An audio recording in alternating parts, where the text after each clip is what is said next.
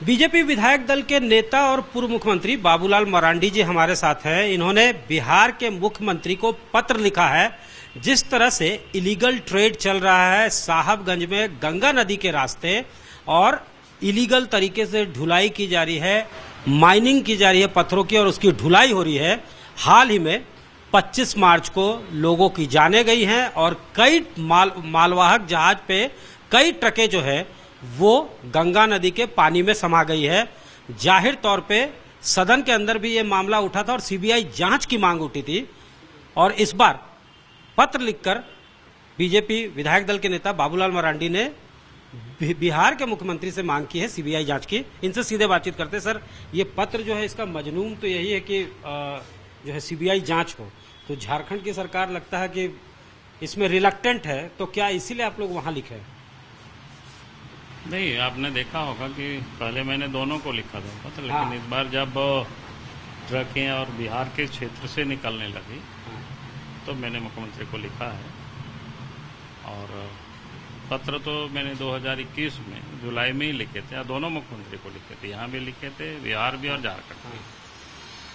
और उस समय हमने ये लिखा था कि भाई गंगा नदी पर जो फेरी सेवा चलता है, जहाज से जो माल ढुलाई होती है, आदमी की आवाजाही होता है, तो हमने कहा था कि काफी अनियमितता बरते जा रहे, इलीगल काम हो रहे हैं कई का स्तर पर। एक तो जो घाट सरकार की ओर से जो अधिकृत है कि भाई यहां से वहां चलना है, समदा घाट से मनियारी घाट जहाज को चलनी है, लेकिन समदा घाट से ना चला करके गरम घाट से लोग, नया घाट लोगों ने ईजाद किया है और वहां से लोग चलाते हैं। तो हमने कहा कि भाई ये गलत है। जिस घाट को सरकार ने नोटिफाई किया हुआ है, उस घाट को छोड़ करके एक अलग से घाट लोगों ने, गरम घाट लोगों ने ईजाद करके वहां से ट्रक चलाते हैं, वहां से जहाज चलती है। तो हमने कहा कि भाई ये गलत है, इसको रोकना चाहिए। दूसरा, जो उसमें से नोटिफिकेशन ये भी है कि भाई सूर्योदय से सूर्यास्त तक ही चलेगी, ऑपरेट नहीं करना, इसके बाद रात में ऑपरेट नहीं करना है। लेकिन 24 घंटा जहाज चलती है, दिन में भी चलती है, रात में भी चलती है। तो हमने ये भी कहा कि भाई ये बिल्कुल गलत हो रहा है। तीसरा विषय था कि भाई ओवरलोडिंग चलता है। भाई जितनी उस जहाज में क्षमता है उससे भी कहीं अधिक गाड़ियां उसमें लोग बोझ देते हैं, लोड करके लोग ले जाते हैं। तो हमने कहा था कि भाई अगर इसी प्रकार से होगी तो किसी भी दिन और बड़ी दुर्घटना होगी। और ये हुआ भी। और उसके बाद 24 रात को 24-25 यानी 24 की रात की ये घटना घट गई। 25 को तो विधानसभा में उठा था। और उसके बाद अगर आपने देखा कि 24 की रात की घटना हुई है और 25-26 यानी जिस प्रकार से बिहार सरकार भी और झारखंड सरकार भी उसको तत्परता, पहले तो ये होते रहा कि उधर हुआ है कि इधर हुआ है, किसी पर लोग मामला और एफआईआर तक लोगों ने दर्ज नहीं किया।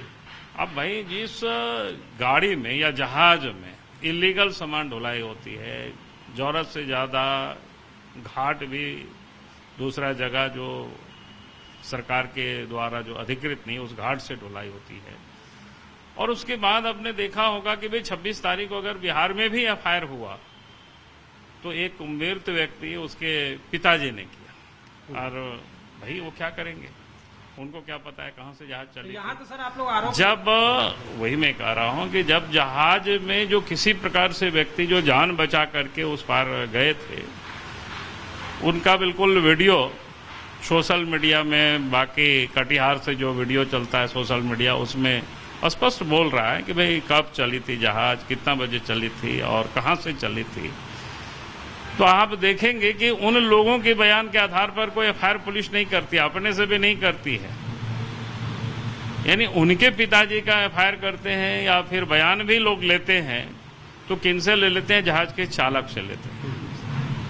और डीसी जो झारखंड की है, साहेबगंज के डीसी, वो बोल रहे हैं कि भाई दिन में जहाज चली थी 24 तारीख को और गलत बयानी कर रहे हैं। और कहां से वो बोल रहे हैं कि भाई समदा घाट से चली थी। भाई इससे बड़ी और झूठ क्या हो सकता है।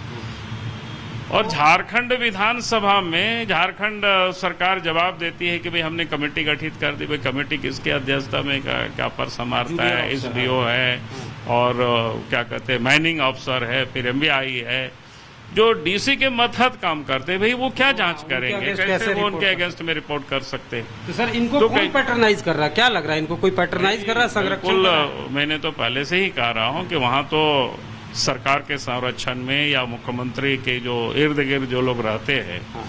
उनके जो विधायक प्रतिनिधि है या कोई वहां दहो मातो करके कोई व्यक्ति है कि ये लोग सब वहां जहाज चलाते हैं। तो सर ये, और इसलिए हमने कहा कि भाई ये दो राज्यों से जुड़ा हुआ मामला है, दोनों पहले फेंका फेंकी कर रहे थे। अब पता चला कि भाई आज तक सरकार ने अधिकृत रूप से ये कोई अभी तक क्यों नहीं करा पाई कि भैया कि उस दिन कौन कौन जहाज थे, कितनी जहाज में कितनी ट्रकें लोड थी। आखिर कोई पैसेंजर जाते हैं किसी भी गाड़ी में तो फिर उसका तो सब कुछ बुक होता है ना। तो सर ये तो समझ में आ रहा है तो कि बिल्कुल समझ में आता है। तो इसलिए हमने कहा कि जहां इतनी, इसका मतलब ये हो गया कि बिहार भी और झारखंड भी दोनों राज्य के जो पदाधिकारी हैं मिलजुल करके ये गलत काम लोग कर रहे हैं, इन लोगों के संरक्षण में हो रहा है। इसलिए हमने बिहार के वहां भी सरकार संरक्षण दे रही है क्या सर?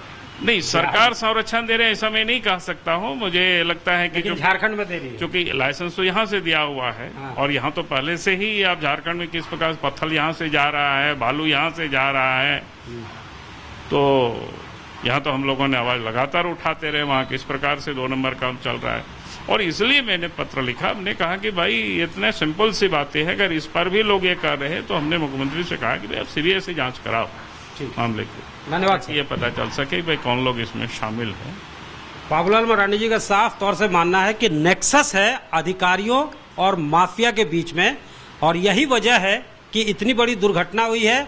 अगर सीबीआई जांच नहीं होती है तो आगे भी इस तरह की घटना की पुनरावृत्ति हो सकती है। अभी भी अगर नहीं चेतती है दोनों जगह की सरकारें, साफ तौर से इनका कहना है यहाँ तो सरकार का संरक्षण प्राप्त है।